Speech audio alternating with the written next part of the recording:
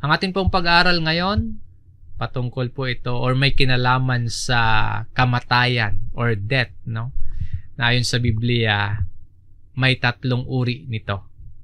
Sa Biblia po, binabanggit ang kamatayan sa 3 pangunahing kaisipan o kaya 3 pangunahing paraan. Yung spiritual na kamatayan, yung physical na kamatayan, at ang walang hanggang kamatayan. Pag-aralan po natin ito, alalahanin natin at sasariwain po natin ang aral tungkol dito kasi po may mga tao ang kanilang pananampalataya o ang kanilang paniniwala ay maaaring kulang o kaya mali yung kanilang paniniwala tungkol sa kamatayan.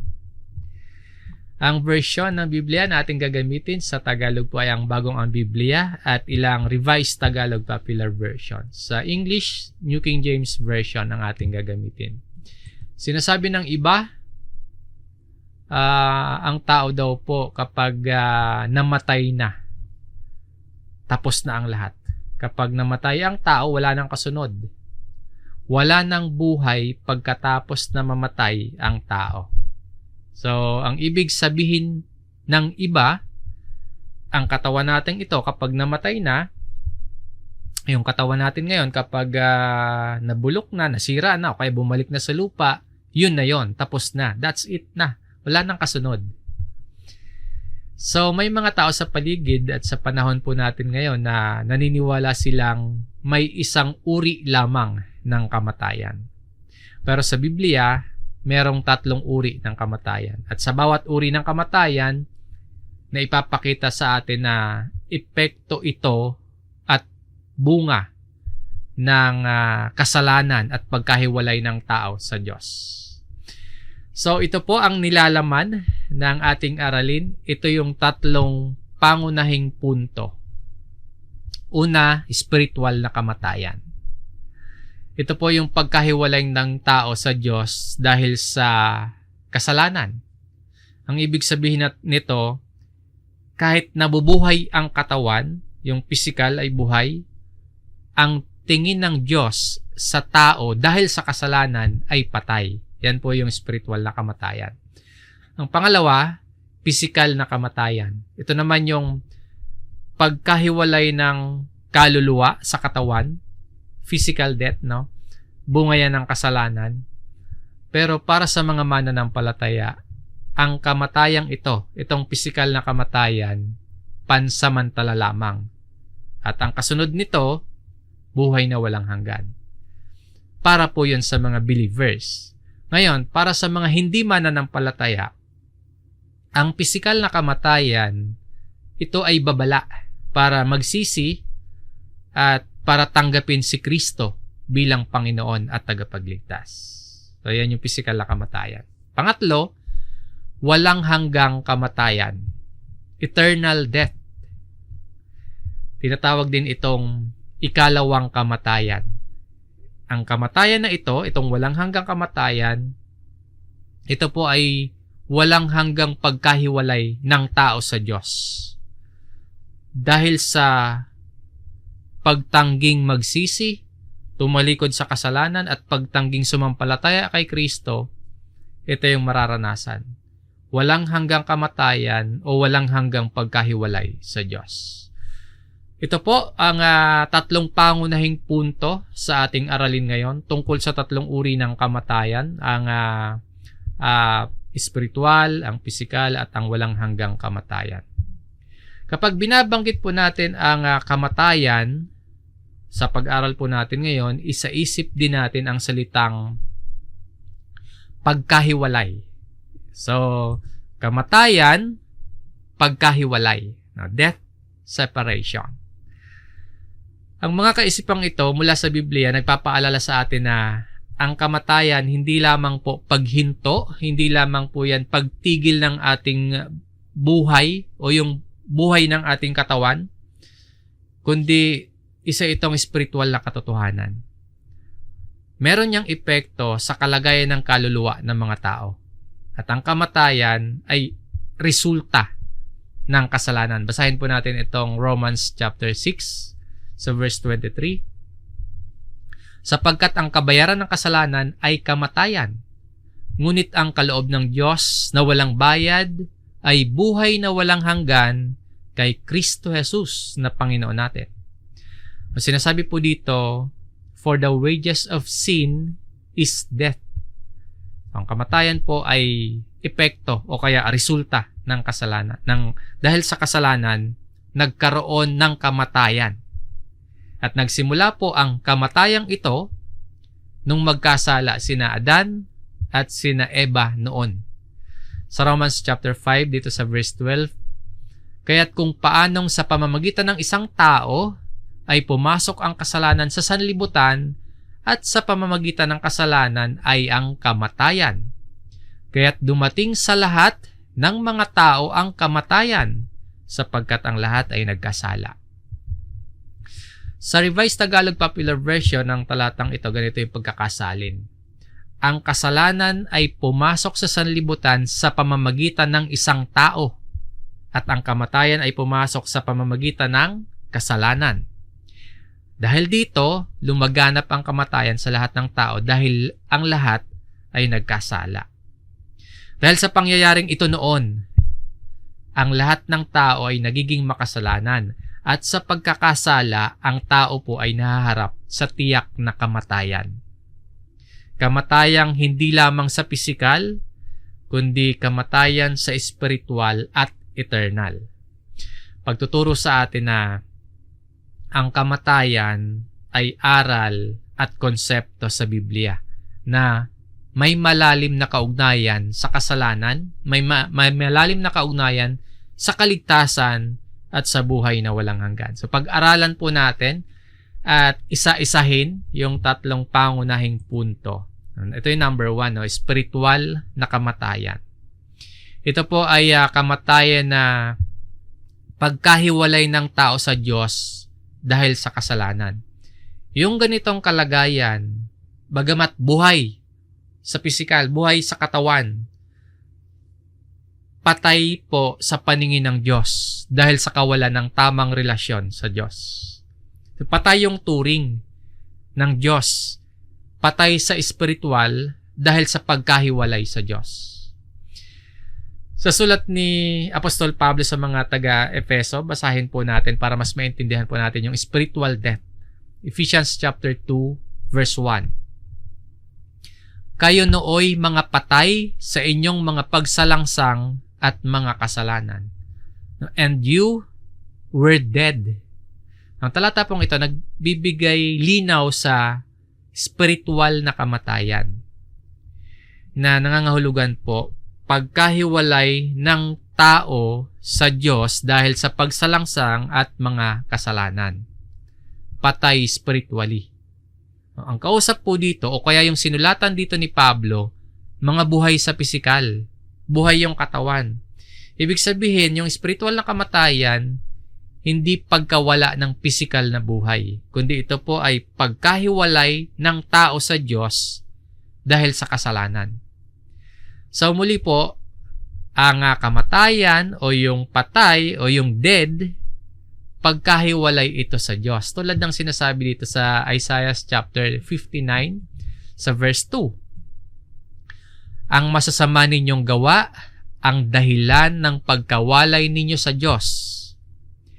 Nagkasala kayo, kaya hindi ninyo siya makita at hindi niya kayo marinig. Napahiwalay ang tao sa Diyos dahil sa masasamang gawa. Masasabi natin, ang bawat isa sa atin, spiritually dead. Kung lahat tayo ay nagkakasala dahil sa ating mga kasalanan at dahil wala din tayong kakayahang lumapit sa Diyos sa sarili nating gawa at sa sarili nating paraan, wala tayong kakayahan kasi patay tayo. Hindi natin kayang buhayin yung ating sarili. Pinapakita nito sa atin na kailangan natin ang Diyos na mayaman sa habag, mayaman sa awa. Kailangan natin ang tagapagligtas at kailangan natin ang nagbibigay buhay. At kailangan natin yung nagre-restore ng relationship ng tao at ng Diyos. So patay tayo spiritually dahil nahiwalay tayo sa Diyos dahil sa ating masasamang gawa o sa ating mga kasalanan. Itong kamatayan o pagkahiwalay na ito sa Diyos, nagsimula pa sa panahon nung nagkasala sina Adan at Eva. Sinasabi po sa Genesis chapter 2 sa verse 17, ito pa yung panahon na sinabihan ng Diyos si Adan na malaya siyang makakain sa lahat ng punong kahoy sa halamanan, maliban lang sa ipinagbawal ng Diyos kay Adan. Basahin po natin ito, Genesis chapter 2, verse 17. Subalit mula sa punong kahoy ng pagkakilala ng mabuti at masama ay huwag kang kakain, sapagkat sa araw na ikaw ay kumain niyon, ay tiyak na mamamatay ka. May babala na dito pa lang po, no? Huwag siyang kakain ng bunga nito dahil mamamatay siya. So, may kautusan ang Diyos na hindi dapat suwayin. Sa pagdaloy ng kasaysayan, kumain pa din po ng bunga si Adan kasama si Eva sa kabila ng dito pa lang ay may babala at kautusan na. Pero nung kumain sina Adan at Eva ng bunga ng punong kahoy na ipinagbabawal kainin, hindi naman sila agad-agad namatay physically. Kaya ang tinutukoy dito na kamatayan na unang naranasan ni Adan at Eva, spiritual na kamatayan. Nahiwalay sila sa Diyos dahil sa kanilang pagsuway. Muli po, buhay sina Adan at Eva physically. Pero nangyari sa kanila ang sinasabi dito na matapos nilang kumain ng ipinagbabawal, naranasan nila itong tiyak na mamamatay ka o you shall surely die. Naranasan nila yan. Si Adan, ayon sa Bible, nabuhay ng 930 na taon. Malamang halos or maaring hindi maglalayo si Eva. Maaring daan-daang taon din siyang nabuhay sa pisikal. Tulad nila Adan at Eva, physically may buhay tayo ngayon. Tulad nila, gumagalaw tayo, maaring humaba din yung buhay natin, kumikilos tayo, nag-aaral tayo, nagtatrabaho, kumakain, humihinga, nakakarinig tayo, nakakabasa tayo, nakakalakad tayo, namamasyal at nag-e-enjoy tayo sa buhay, at marami pa. Buhay tayo sa pisikal. Pero kung hiwalay tayo sa Diyos dahil sa ating pagsuway, dahil sa ating pagsalangsang at sa kasalanan, kung nagtatago tayo sa Diyos dahil sa ating kasalanan, dahil sa ating pagsuway, kung hanggang ngayon po, wala tayong pagsisisi at wala tayong pagsunod kay Jesus, tayo po ay patay sa espiritual.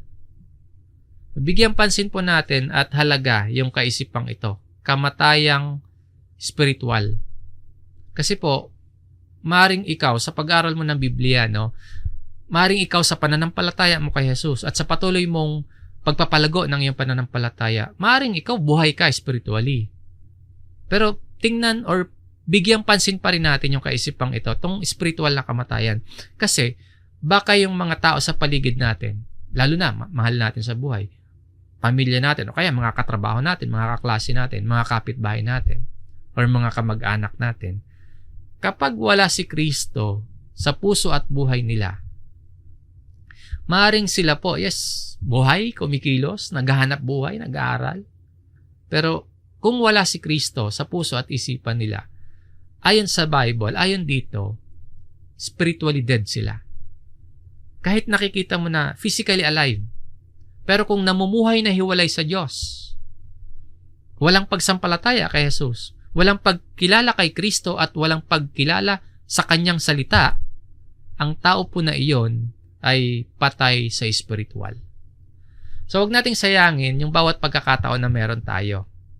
Ang solusyon po sa spiritual na kamatayan, pananampalataya kay Kristo. Kaya ibahagi natin sa kanila ang mabuting balita ng kaligtasan. I-share natin sa kanila sa abot ng ating kakayahan. Ibalita natin sa kanila ang ebanghelyo. Ang ikalawang punto, ang isa pang kamatayan, pisikal ng kamatayan. Bunga o resulta nga po ng kasalanan, nagkaroon ang tao ng kamatayan. Kasama itong pisikal na kamatayan. Ito yung kalagayan na ang katawang lupa, namamatay. Then, yung espiritu o hininga ng buhay at yung kaluluwa, humihiwalay. Ang katawan, itong physical body natin, masisira. Babalik sa alabok. Yung espiritu o hininga ng buhay, bumabalik sa Diyos. At yung kaluluwa, patuloy na umiiral, tutungo yan sa Hades. Yung Hades naman, binubuo ng lugar ng paghihirap at sinapupunan ni Abraham. So, ganun po yung physical na kamatayan. Sa Ecclesiastes chapter 12, ganito yung sinasabi sa verse 7. Mangangaral chapter 12, verse 7. Alalahanin mo siya bago manumbalik sa alabok ang ating katawang lupa at ang ating hininga ay magbalik sa Diyos na may bigay nito. So, may katawang lupa. Then, may hininga o spirit at merong kaluluwa. Darating yung panahon, ang ating katawan, itong katawan natin, manunumbalik sa alabok. Iyon yung physical na kamatayan. Yung katotohanan na ipinapakita ng talatang ito tungkol sa kamatayan ng tao, yung katawang lupa ng tao na galing sa alabok, babalik sa alabok. Pagkatapos na mamatay. Yung spirit naman, yung hininga ng buhay, babalik sa Diyos. Yung kaluluwa, ganito yung sinasabi sa Lucas chapter 16, yung talinghaga tungkol sa taong mayaman at si Lazaro. Basahin po natin. Lucas chapter 16 verse 22 at 23. At nangyari, namatay ang pulubi at siya'y dinala ng mga anghel sa kandungan ni Abraham. Namatay din naman ang mayaman at inilibing. At mula sa Hades na kanyang pinagdurusahan ay tumingala siya at nakita sa malayo si Abraham at si Lazaro sa kanyang kandungan. Yung tinutukoy naman dito, hindi po katawang lupa. Kasi inilibing na yon yung katawang lupa. Babalik na yon sa alabok.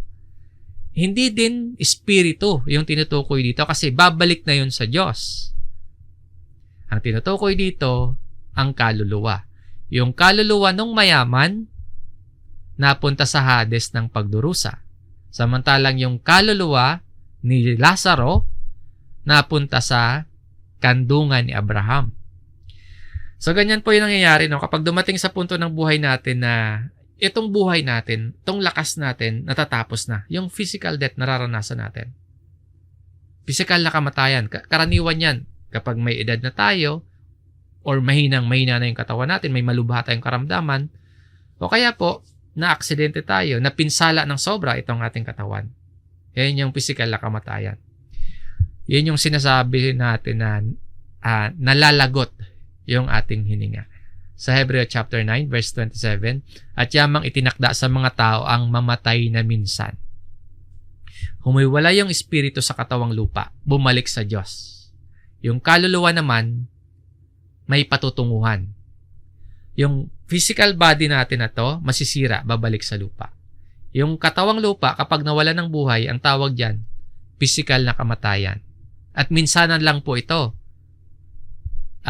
Hindi totoo na magre-reincarnate tayo pagkatapos ng buhay natin dito sa lupa.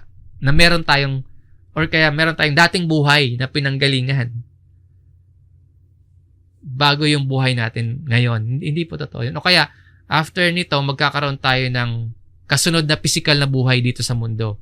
Hindi po ganun. Kasi ang sinasabi dito sa atin ng Bible, as it is appointed for men to die once. Yamang itinakda sa mga tao ang mamatay na minsan. So, isang beses lang. Nangyari ang kamatayang ito nung pumasok yung kasalanan sa sanlibutan. Bagamat malungkot po at pagkaminsan nakakatakot pag-usapan yung kamatayan, pero bilang mga mananampalataya, itong pisikal na kamatayan, nauunawaan natin hindi ito yung katapusan, kundi ito ay masasabi nating pasimula ng walang hanggan. Kaya po, mabuti ngayon pa lang sa buhay nating ito, habang may lakas pa tayo, may pangunawa pa tayo, habang may pagkakataon pa tayo, makatiyak na tayo ng kaligtasan ng ating kaluluwa kay Kristo. Bago pa man dumating itong oras na ito sa atin. Itong itinakda sa mga tao ang mamatay na minsan. Bago dumating sa atin ang oras na ito, mabuting ngayon pa lamang makatiyak na tayo ng ating kaligtasan ng ating mga kaluluwa kay Kristo. Sa kasunod na punto po, ang walang hanggang kamatayan. Ito po yung namuhay tayo sa buhay na ito na hiwalay sa Diyos. Namuhay tayo sa buhay na ito na hindi natin tinanggap si Jesus. Tapos namatay tayo o naubos yung oras natin dito sa mundo. Ito yung kahantungan. Eternal death o ikalawang kamatayan. Ang walang hanggang kamatayan. Ganito ang sinasabi ng Biblia sa Revelations chapter 20. Basahin po natin. Pahayag chapter 20 verse 14 at 15. Ang kamatayan at ang Hades ay tinapon sa lawa ng apoy. Ito ang ikalawang kamatayan, ang lawa ng apoy. At ang sino mang hindi natagpuang nakasulat sa aklat ng buhay ay itinapon sa lawa ng apoy. Yung walang hanggang kamatayan, walang hanggang pagkahiwalay sa Diyos at pagkatapon sa lake of fire, lawa ng apoy. Sino ang makakaranas nito ng ikalawang kamatayan? Ayon sa talatang ito, ang sino mang hindi natagpuang nakasulat sa aklat ng buhay, yun yung itatapon sa lawa ng apoy. Kung wala ang pangalan ko sa Book of Life, ipapatapon ako sa lake of fire. Ang sino man na tumatanggi sa kaligtasan sa pamamagitan ng pagsampalataya kay Jesus, mapaparusahan sa walang hanggang lawa ng apoy. Tingnan po natin kung gaano kaseryoso ang Biblia na binibigyan tayo, ang bawat isa sa atin, ng babala na matakot tayo sa ating kalalagyan kung wala tayo kay Kristo. Kung wala yung pangalan natin sa aklat ng buhay. At binibigyan din po tayo ng babala at mag-alala din tayo para sa iba. Kung sila man po ay abutan ng kamatayan na pisikal na hindi sumasampalataya kay Jesus, ikapag-alala din natin yon dahil sa katotohanan ito. Sa sulat ni Pablo sa mga Kristyano sa Thessalonica, basahin natin ito, ikalawang Thessalonica chapter 1 verse 8 at 9, na nasa nagliliyab na apoy na magbibigay ng parusa sa mga hindi kumikilala sa Diyos at sa mga hindi sumusunod sa Ebanghelyo ng ating Panginoong Hesus. Ang mga ito'y tatanggap ng kaparusahang walang hanggang pagkapuksa at palalayasin sa harapan ng Panginoon at mula sa kaluwalhatian ng kanyang kalakasan. Magbigay babala at takot ito para sa sarili natin. Tiyakin po natin sa buhay natin palang na ito ay na kay Kristo na tayo. Sumusunod tayo sa Ebanghelyo ng ating Panginoong Hesus. At magising nga din po yung ating pagmamalasakit sa iba na mag-alala din tayo para sa kanila kung sila man po ay wala pa kay Jesus. Dahil ang lahat ng taong tatanggi sa kaligtasan sa pamamagitan ni Kristo, mapaparusahan ng walang hanggang pagkapuksa. Ang tanging paraan para maligtas sa kaparusahang ito ay sa pamamagitan ng pananampalataya kay Jesus bilang Panginoon at tagapagligtas. So tanggapin po natin sa buhay nating ito si Jesus at ipamalita natin sa iba ang mabuting balita ng kaligtasan ni Kristo. Sinabi mismo ng Panginoon sa Juan chapter 5 verse 24, "Katotohanang sinasabi ko sa inyo, ang nakikinig ng aking salita at sumasampalataya sa Kanya na nagsugo sa akin ay may buhay na walang hanggan at hindi darating sa kahatulan, kundi lumipat na sa buhay mula sa kamatayan." Pakinggan po natin ang mensahe dito dahil sinasabi ng may pagdidiin mismo ng ating Panginoong Hesus. Sabi niya, katotohanang sinasabi ko sa inyo, o most assuredly I say to you, ang sino mang nakikinig ng salita ni Jesus, hindi lamang po ito simpleng pakikinig. Ang pakikinig na tinutukoy dito ay isang pagtanggap sa salita ni Jesus at pagsunod sa mga salita at katuruan ni Jesus. At ang sabi pa, ang sino mang sumasampalataya sa Amang Diyos na nagsugo kay Jesus ay may buhay na walang hanggan. Walang paghatol, lumipat mula sa spiritual at eternal death patungo sa buhay na walang hanggan. Nakikita natin sa talatang ito yung pangako ng everlasting life. Pangako ng kaligtasan, hindi dahil sa ating mga gawa, kundi dahil sa biyaya sa atin ng Diyos sa pamamagitan ng ating pagsampalataya kay Jesus. So, mga kapatid, totoo po itong walang hanggang kamatayan, itong eternal death. Kaya tiyakin natin na hindi tayo mapapasa kamatayang ito at maging yung mga mahal natin sa buhay. So manatili po tayo sa ating pananampalataya. Magsumikap tayo na patatagin yung ating pananampalataya. Ipamuhay natin ang mga aral at salita ni Kristo. Sinasabi nga po sa Revelations chapter 2, dito sa verse 11, ang may pandinig ay makinig sa sinasabi ng Espiritu sa mga iglesia. Ang magtagumpay ay hindi masasaktan ng ikalawang kamatayan. Bagamat ang sulat na ito naka-address sa iglesia sa Smyrna, yung panawagan dito para din sa lahat ng mga Kristiyano hanggang sa kasalukuyang panahon. Handa dapat tayong makinig. Yung bang maging alerto tayo sa pakikinig ng salita ng Diyos. Dahil ang pangako dito, ang magtagumpay ay hindi masasaktan ng ikalawang kamatayan. He who overcomes, yung magtatagumpay, ligtas mula sa walang hanggang kaparusahan. Ang magtatagumpay po, magkakaroon ng buhay na walang hanggan sa piling ng Diyos. Pagbibigay pag-asa ito para sa ating lahat. Na mahirapan man tayo sa buhay na ito at mamatay man yung katawang lupa natin, ang mga nakay Kristo hindi masasaktan ng ikalawang kamatayan. Pagpapaalala na hindi walang halaga yung pagkakaroon mo ng pananampalataya.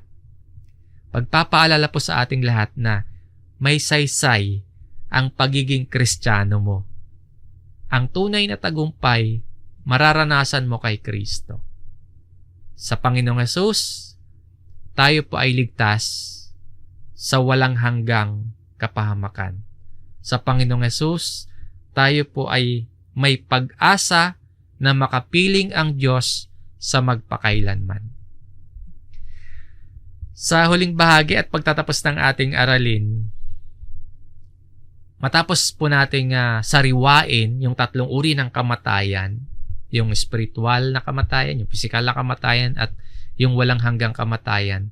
Ano ngayon yung ilang mga practical na aplikasyon na maaari nating ilapat sa ating buhay at pamumuhay ngayon? Narito po, una, iwasan natin ang spiritual na kamatayan. Ang spiritual na kamatayan na pag-aralan natin na yan po ay resulta ng kasalanan at pagkahiwalay sa Diyos. So yung practical na solution sa Acts chapter 3 verse 19. Kaya nga magsisi kayo at magbalik loob upang mapawi ang inyong mga kasalanan. Iwasan natin yung spiritual na kamatayan. Ang practical na aplikasyon, repent and be converted. Ang talatang ito, isang panawagan ni Apostol Pedro sa mga tao na magsisi o talikuran ng kasalanan at magbalik loob sa Diyos. Sa pamamagitan po yan ng pananampalataya kay Jesus. Ang pagsisisi dito, hindi lang paghingi ng tawad, kundi isang tunay na pagbabago ng puso, pagbabago ng buhay, at pagtalikod sa kasalanan. And yung sinasabi naman dito na magbalik loob, so matapos talikuran yung kasalanan, kinakailangan bumalik tayo sa Diyos sa pamamagitan ng pananampalataya kay Jesus. Ang pagsisisi at ang pagbabalik loob at ang pananampalataya kay Jesus, daan po yun tungo sa kapatawaran ng ating mga kasalanan. So, iwasan ang spiritual na kamatayan. Paano makakaiwas? Magsisi at magbalik loob sa Diyos. Ang ikalawa, maging handa sa pisikal na kamatayan. Yung pisikal na kamatayan, hindi talaga natin yan may iwasan. Walang makakaiwas sa atin. Lahat tayo makakaranas ng kamatayan na yan. Kaya mahalaga, maging handa. Hindi lamang ito paghahanda sa literal na pisikal na kamatayan or sa aspetong financial at material. Hindi lamang pong ganong paghahanda. Kasama yon. Pero paghahanda ito sa pamamagitan ng pagkakaroon ng makabuluhan at makakristyanong pamumuhay. Sabi nga po sa sulat ng mga ngaral, basahin po natin itong Ecclesiastes chapter 12 verse 1. Alalahanin mo rin naman ang lumikha sa iyo sa mga araw ng iyong kabataan bago dumating ang masasamang araw at ang mga taon ay lumapit na iyong sasabihin, wala akong kasiyahan sa mga iyon. Sa New King James Version, remember now. Alalahanin mo ngayon. Habang malakas ka pa, habang may pagkakataon pa, habang tayo ay nabubuhay pa. So ang paghahanda sa pisikal na kamatayan, hindi lamang ito material at financial, kundi ang paghahanda sa pisikal na kamatayan kasama po ang mabuhay tayo na inaalala ang Diyos. Alalahanin natin ang Diyos. Huwag nating sayangin ang buhay na kaloob niya sa atin. Sa halip po, gamitin natin ang buhay, ang kalakasan, ang lahat ng meron tayo para maluwalhati ang Diyos. Alalahanin natin ang Diyos na maging mabuting katiwala tayo. May mga ibinigay at ipinagkaloob sa atin. Sa lahat ng ipinagkaloob sa atin ng Diyos, maging mabuting katiwala tayo. Na habang may pagkakataon pa tayo, gumawa tayo ng mabuti sa kapwa, sa lahat. Mamuhay ng may kabanalan at may pagsunod sa Diyos. At mag-ipon tayo ng kayamanan sa langit. Hindi kayamanan lamang dito sa lupa. Yung physical pong kamatayan, hindi yan katapusan, kundi isang paglipat sa walang hanggan. Ang paghahanda, muli, hindi lamang tungkol sa material na bagay, kundi higit sa lahat sa ating relasyon sa Diyos. Kung paano ba natin ipapamuhay yung buhay na ibinigay niya sa atin sa araw-araw. Ang tunay na handa sa kamatayan, o pisikal na kamatayan, ay taong may pananampalataya kay Kristo at namumuhay sa kung ano yung ayon sa kalooban ng Panginoon. Maging handa sa pisikal na kamatayan. Ang ikatlo, maging handa para sa walang hanggang patutunguhan ng ating kaluluwa. Ang buhay natin dito sa mundo, pansamantala lamang. May naghihintay na buhay sa atin pagkatapos nito. Sa Hebreo chapter 9, verse 27, sa last part, at pagkatapos nito ay ang paghukom. Sa katotohanan ng sinasabi sa talatang ito, huwag tayong maging pabaya sa ating spiritual na buhay. Huwag nating sayangin yung buhay para lamang sa mga makasanlibutang bagay. Huwag nating gugulin yung ating buhay ngayon para sa mga pansamantalang mga bagay. Kundi maging handa tayo sa pamamagitan ng pananampalataya kay Jesus. Mamuhay tayo taglay yung pananampalataya kay Kristo, na siya sa buhay natin ito ang Panginoong Jesus, ang ating Panginoon at tagapagligtas. At ipamalita din po natin yan sa iba tungkol sa kaligtasan, na sila din po ang mga babalitaan natin ay magkaroon ng katiyakan ng buhay na walang hanggan. Yung kaligtasan ng ating mga kaluluwa, kay Jesus lamang natin yan matatagpuan. Sa Romans chapter 10 verse 9, sapagkat kung ipahayag mo sa pamamagitan ng iyong bibig si Jesus na Panginoon at sasampalataya ka sa iyong puso na binuhay siyang muli ng Diyos mula sa mga patay, ay maliligtas ka. Kung ikaw po na nakikinig ngayon, nakarating sa iyo ang gawain at araling ito, pero hindi ka pa sumasampalataya kay Jesus at hindi pa lubusang sinusuko ang buhay sa Panginoon, ang pakiusap natin dito, pagnilayan mo ang katotohanan tungkol sa uri ng kamatayan ayon sa Biblia. May buhay pagkatapos ng buhay natin dito sa mundo. Yun ang disenyo ng Diyos. Ang Diyos ang kumikilos at gumagawa para sa kaligtasan natin. Sinugo ng Diyos si Jesus, kaya po tanggapin natin si Jesus ngayon. Tanggapin si Jesus sa ating buhay bilang Panginoon at tagapagligtas at magkakaroon tayo ng katiyakan ng tunay na buhay at ng buhay na walang hanggan. Mga kapatid, ang ating pag-aaral ngayon ay nagpapaalala sa atin ng isang malalim na katotohanan. Yung kamatayan, hindi lamang pisikal na pagtatapos ng ating buhay. Hinihikaya tayo ng ating aralin na magising tayo, maghanda tayo, sumampalataya tayo kay Jesus at magbahagi tayo sa iba ng pag-asa na meron tayo kay Kristo. Magbalik loob sa Diyos, panatilihin po ang pagkakaroon ng mabuting relasyon sa Diyos, mabuhay tayo ng may kahandaan, magsumikap tayo sa paggawa ng mabuti, sa pagbibigay ng kaluwalhatian sa Diyos sa bawat ginagawa at gagawin pa natin. At ipangaral po natin yung pag-asa, pamalitan natin sa iba na ang pisikal na kamatayan, hindi yan yung dulo at wakas ng ating buhay, kundi ang mga na kay Kristo may buhay na walang hanggan. Pero, ang mga namumuhay naman na wala kay Kristo, kapahamakan walang hanggan ang sasapitin. Si Jesus po ang tanging sagot sa lahat ng uri ng kamatayan. Sa kanyang pagkabuhay na mag-uli, tayo po ay nagkaroon ng layunin sa buhay na ito. At tayo rin po ay nagkaroon ng katiyakan sa buhay na walang hanggan, kapiling ang Panginoon. Maraming salamat sa inyong pakikinig mga kapatid. Hanggang dito po ang ating aralin. Tayo po ay muling manalangin.